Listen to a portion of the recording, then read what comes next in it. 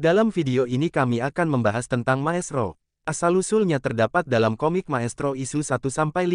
Cerita ini bukan terjadi di universe utama alias 61E6, melainkan di universe 9200. Suatu hari di dunia ini terjadi bencana mengerikan. Ada kelompok teroris yang meledakkan bom nuklir di Amerika Serikat dan Rusia. Tidak hanya itu, mereka mampu mengelabui pemerintah kedua negara agar menyalahkan satu sama lain sebagai dalangnya. Akibatnya adalah perang nuklir yang menghancur leburkan berbagai tempat. Ketika dalang sesungguhnya diketahui 60% populasi manusia telah tewas. Selain itu, radiasi menyebabkan jutaan orang meninggal. Beberapa tahun kemudian muncul kelompok lain bernama Black Cat. Mereka meyakini bahwa waktu bagi umat manusia sudah habis. Jadi lebih baik semua manusia mati saja. Black Cat menyebarkan gas beracun di ratusan kota. Segala rangkaian kejahatan ini membuat peradaban manusia runtuh tanpa sanggup dicegah oleh para hero. Di tengah semua kekacauan tersebut, kelompok AIM melakukan tindakan. Mereka menculik orang-orang tertentu yang tidak menderita efek buruk dari radiasi, termasuk Vapor, Hulk dan Abomination. Pada masa ini Hulk sendiri memiliki pikiran Bruce Banner. Semua orang tadi ditempatkan oleh AIM di fasilitas rahasia di bawah kota Los Angeles. Di sana mereka dibuat tertidur. Dalam tidur ini pikiran mereka diberi ilusi berupa mimpi yang menyenangkan. Misalnya dalam mimpi Bruce Banner, dirinya menikah dengan Betty Ross serta memiliki dua orang putra bernama Thaddeus dan Rick. Selain itu, Bruce juga menjadi salah satu hero paling penting dalam tim Avengers. Selama puluhan tahun Bruce terus terjebak dalam mimpi buatan ini sampai terjadi sesuatu yang aneh.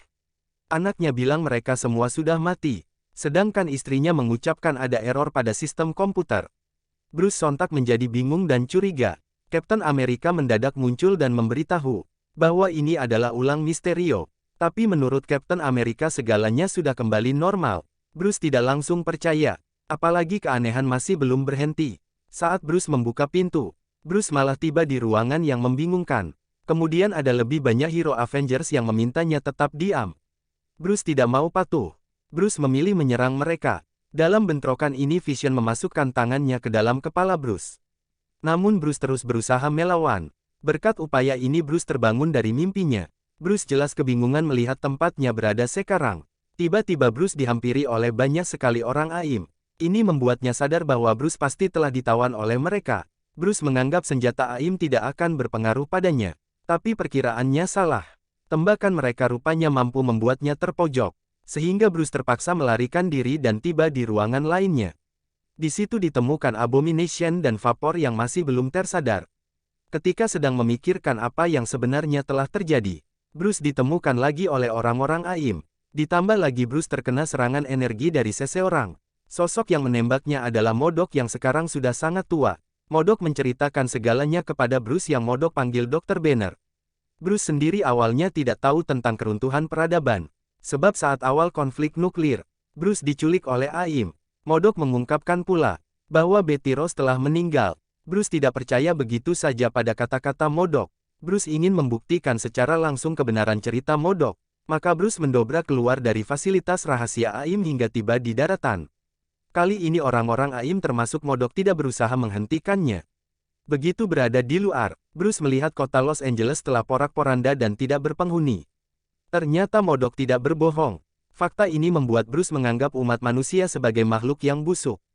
Sebab memusnahkan peradaban mereka sendiri. Bruce bahkan merasa yakin bahwa sekalipun tanpa ada campur tangan dari kelompok teroris, segala kehancuran pasti akan tetap terjadi. Negara-negara pasti akan tetap berperang. Karena manusia memang ingin membunuh satu sama lain. Bruce kemudian pergi ke papan nama Hollywood. Bruce disusul pula oleh Modok yang mengajaknya kembali ke fasilitas bawah tanah. Modok memperkirakan bahwa radiasi akan berkurang drastis dalam waktu 27 tahun lagi. Selama waktu tersebut mereka harus tinggal di bawah tanah sebelum nantinya kembali ke daratan dan membangun kembali peradaban manusia. Namun Bruce menolak ajakan tersebut. Selain itu Bruce juga tak mau dipanggil lagi Dr. Banner, melainkan ingin disebut Hulk. Ini ditunjukkan pula dengan cara mengotak-atik papan nama Hollywood menjadi nama Hulk. Dari Los Angeles Bruce melakukan perjalanan ke berbagai lokasi lainnya. Bruce melihat Monraz Mall mengalami kerusakan. Ia memandangi kota Las Vegas yang telah luluh lantak, serta mendapati bendungan Hoover sudah jebol, sehingga menenggelamkan kota-kota di dekat situ. Semua ini membuat Bruce semakin marah terhadap umat manusia. Apalagi Bruce juga menemukan hewan-hewan yang mati akibat memakan tanaman yang terkena radiasi. Hewan-hewan itu tidak bersalah tapi ikut menderita dampak dari ulah manusia. Akhirnya Bruce tiba di Washington DC, tepatnya di depan patung Abraham Lincoln. Kepada patung yang sudah tidak utuh itu Bruce mengungkapkan kekesalannya. Tanpa terduga Bruce tiba-tiba melihat ada seorang anak yang berlari sambil mengenakan masker gas. Anak tersebut masuk ke bawah tanah melalui pintu rahasia. Karena merasa penasaran, Bruce memutuskan mengikuti anak itu dengan melewati pintu tadi. Bruce memasuki gorong-gorong, hingga dihadang oleh banyak orang yang menodongkan senjata. Dengan santainya Bruce mengatakan bahwa senjata mereka tak akan bisa melukainya. Di tengah situasi tegang ini Bruce disapa oleh sosok robot bernama X-51 alias Machine Man alias Aaron Stack. Kepada Bruce, Aaron Stack memberikan penjelasan. Di bawah Gedung Putih ada kompleks persembunyian rahasia yang disebut The Bunker alias The Haven. Sekarang The Haven dihuni oleh keturunan para pegawai Gedung Putih yang dahulu berhasil melarikan diri ketika Gedung Putih hancur akibat bom.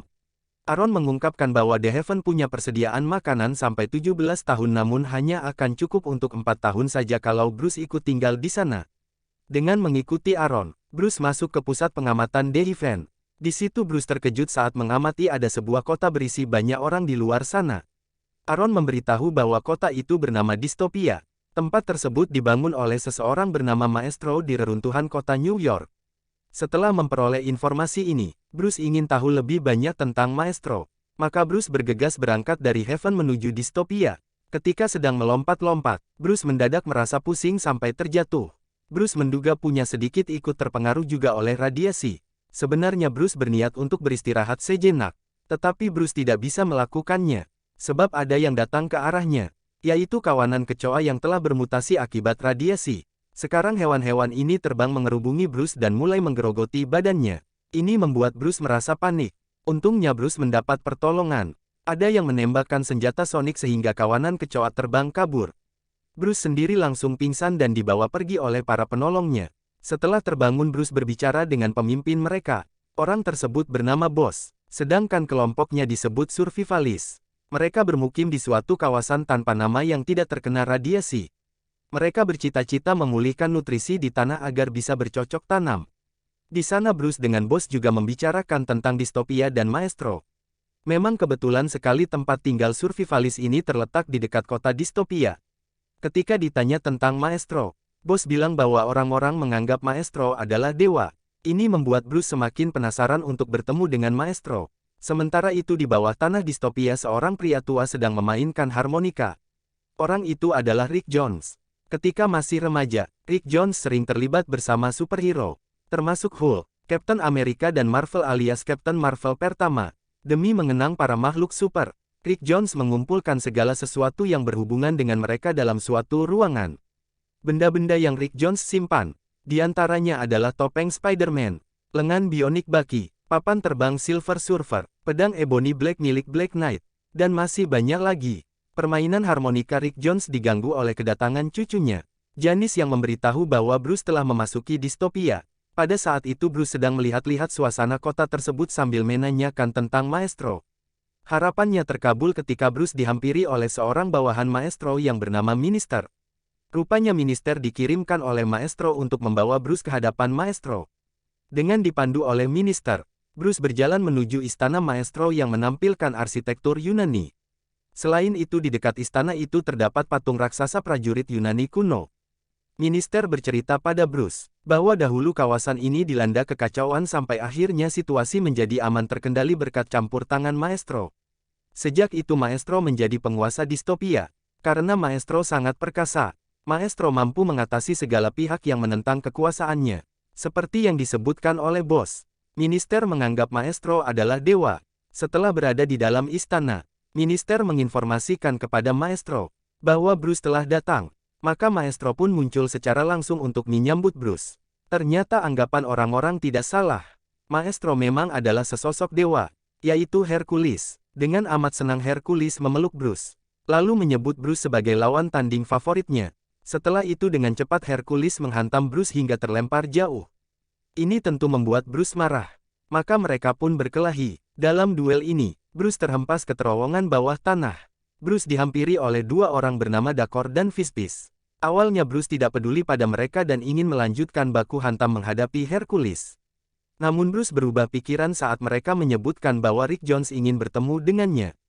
Di atas terowongan Hercules berusaha berbicara kepada Bruce. Hercules mengaku bahwa pertarungan tadi hanyalah cara penyambutannya.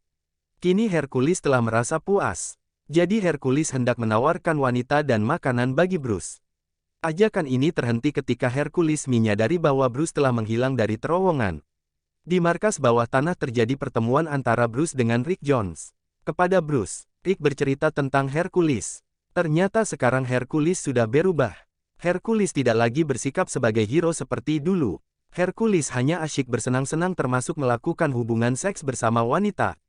Hercules tidak peduli dengan para penduduk distopia yang kesulitan bertahan hidup. Bruce memberi respon yang membuat Rick terkejut. Rupanya Bruce juga sudah tak peduli dengan hal semacam itu. Dengan marah Bruce mengatakan bahwa umat manusia hanya bisa saling menghancurkan satu sama lain. Karena itu manusia harus dihabisi saja atau dipimpin dengan keras. Kemudian Bruce mengaku butuh laboratorium. Maka Rick Jones menyuruh Dacord memandu Bruce ke sisa-sisa bangunan Alchemax. Di tempat tujuan, Bruce memeriksa berbagai ruangan yang sudah terbengkalai. Dia memutuskan memasuki bagian sibernatika, lalu ke ruangan berisi kelinci percobaan. Di situ, Bruce menemukan banyak cloning manusia. Bruce pun memikirkan apa yang bisa dilakukan dengan semua temuan tersebut. Beberapa bulan kemudian, Hercules sedang berjalan di istananya sambil menggendong seorang wanita. Mereka tentu hendak melaksanakan hubungan seks. Saat itu minister memberitahu Hercules bahwa ada berita penting. Hercules sempat merasa kesal sebab Hercules tak mau aktivitasnya dengan sang wanita diganggu. Tetapi minister menyebut bahwa Bruce telah muncul lagi.